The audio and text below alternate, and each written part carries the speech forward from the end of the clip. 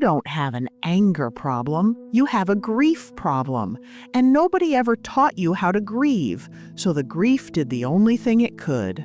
It learned to look like rage. You know the moment I'm talking about. Someone says something. Maybe it's small, maybe it's nothing, and something shifts inside you, not gradually, instantly, like a door slamming, and you either go cold, or you say something sharp, or you leave the room, or you just feel this pressure behind your eyes that has no name, and afterward, every single time, the same thing, that hollow, sick weight of, why do I keep doing this? You've tried to fix it.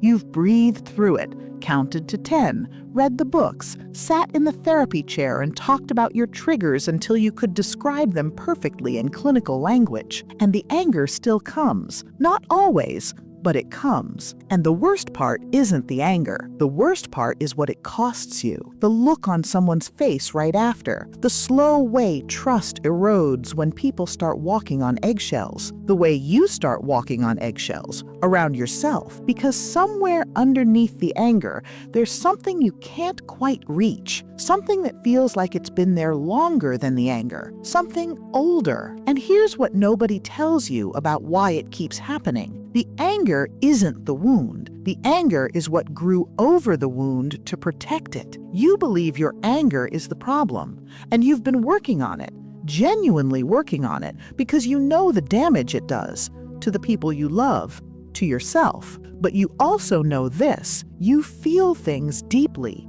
more deeply than most people around you. You've known that your whole life. So here's the thing that doesn't add up. If you feel that much, if you're that sensitive underneath, why does the anger look so hard, so armored, so unlike sensitivity? You believe you feel too much. You also believe you can't access the feelings that matter most. Both of these are true, and they can't both be true unless something is doing the blocking. That something is the anger. The anger isn't out of control. It's doing exactly what it was built to do. It's keeping the lid on an emotion that was never safe to feel. An emotion your body learned at some point, probably a long time ago, would cost you too much. And that emotion is grief. Not the grief of funerals, the grief of smaller losses, the things you were never allowed to be sad about, the things you were told to get over, the version of yourself you gave up to stay safe, the love that should have come and didn't, the moment when someone who was supposed to protect you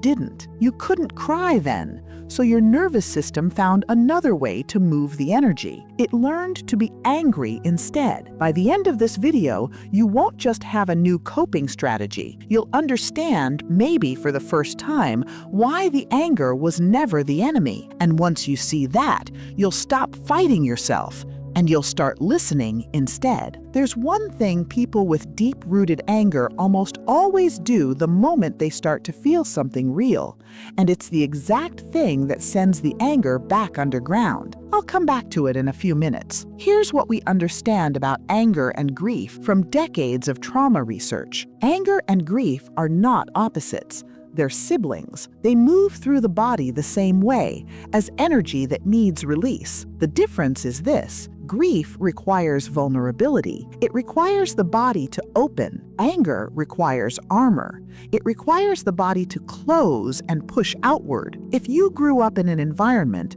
a home, a family, a culture, where showing sadness meant being weak, or being ignored, or being hurt, your nervous system made a choice. It rerouted. It took the grief signal and ran it through a different circuit. Anger feels safer than sadness. Anger feels like power. Sadness feels like exposure. So the system adapted. And it adapted so well, so completely, that now, decades later, you don't even know the grief is there. You just know there's this thing that comes over you sometimes. This thing that feels completely disproportionate. This thing that feels like something you should be able to control by now. You can't control it because you're trying to control the symptom. The source is still running underneath. Every therapist, every app, every self-help framework will tell you this: name the emotion, identify the trigger, regulate the response. And that framework is partially right, but here's what it misses entirely. It assumes you can name what's underneath the anger. It assumes the emotion below the anger is accessible to you in the moment. But for most people carrying old, unexpressed grief, the grief is buried below the anger. It's not waiting patiently to be identified. It's hidden, specifically, deliberately, unconsciously hidden, because at some point in your life, that hiding was the only way to stay intact. Naming your anger in the moment is important, but if you stop there, you're treating the warning light without looking at the engine. And here's the smaller one. People think the goal is to feel less, to become more regulated, more calm, less reactive. The real goal is the opposite. The people who resolve their anger at the root level don't feel less. They feel more, but in the right direction. They stop exploding upward and start softening downward. The anger doesn't disappear. It transforms. It becomes sadness, then release, then eventually something that feels very close to peace. Daniel was 34 when he finally stopped trying to fix his anger. He'd done everything right. 2 years of therapy, the journaling, the breathing exercises, the anger management workbook a worried friend had quietly slid across the table to him one afternoon. And yet, every few weeks, the same moment.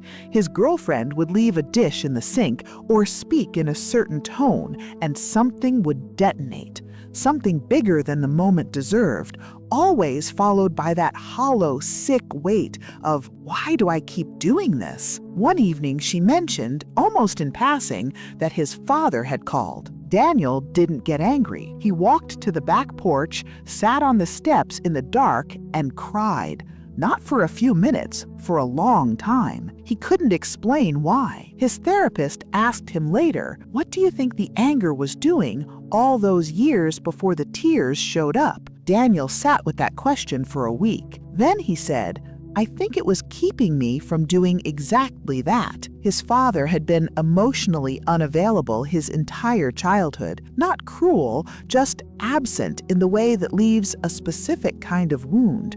A wound with no obvious edge, the kind you can't grieve because there's no clear loss, no funeral, just a slow, accumulated ache with no name and nowhere to go. So the ache went into the anger, and the anger waited. Remember the thing I said people with deep-rooted anger almost always do the moment something real starts to surface? It's this: they get busier. The second grief starts to move, the second something soft begins to break through, the instinct kicks in. Check the phone, pour a drink, start an argument about something else.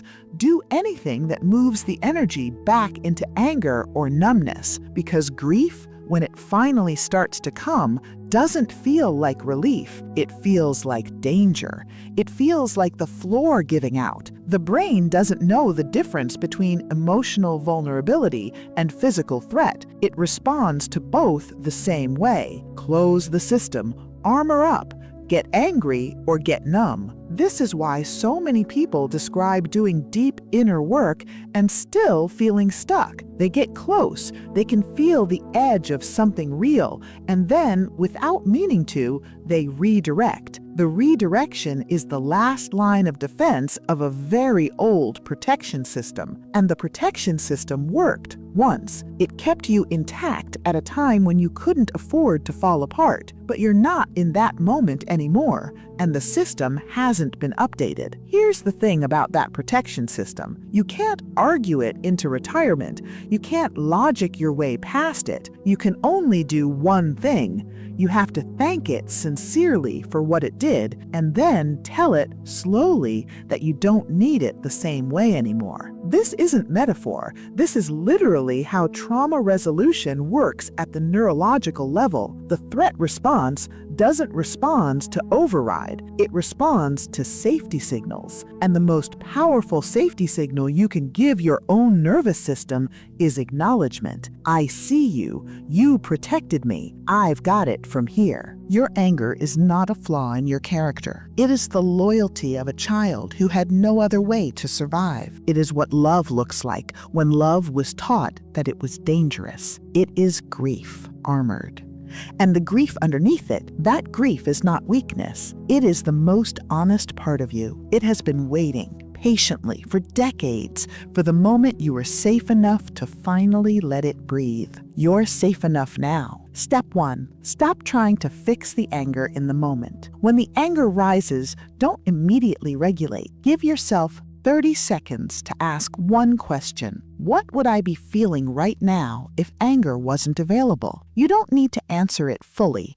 Just asking the question begins to open the circuit. Step 2. Find the oldest version of the feeling. When you notice the anger settling, not in the heat of the moment, but after, ask, when have I felt something like this before? Follow it backward. The anger has a history. Somewhere in that history is the original moment the grief went underground. Step 3. Practice finishing sentences your younger self couldn't. This week, find 10 quiet minutes and write, without stopping, whatever completes this sentence. I never got to be sad about. Don't edit, don't judge, don't turn it into something useful. Just let the grief have language for the first time. These 3 steps won't resolve everything, but they will begin to do the most important thing. They will show the grief that it is safe to exist without armor. And when grief feels safe, anger finally has somewhere to rest. You didn't come here because something is wrong with you. You came here because something very right in you has been knocking, quietly, persistently, asking to be heard. That part of you that felt too much,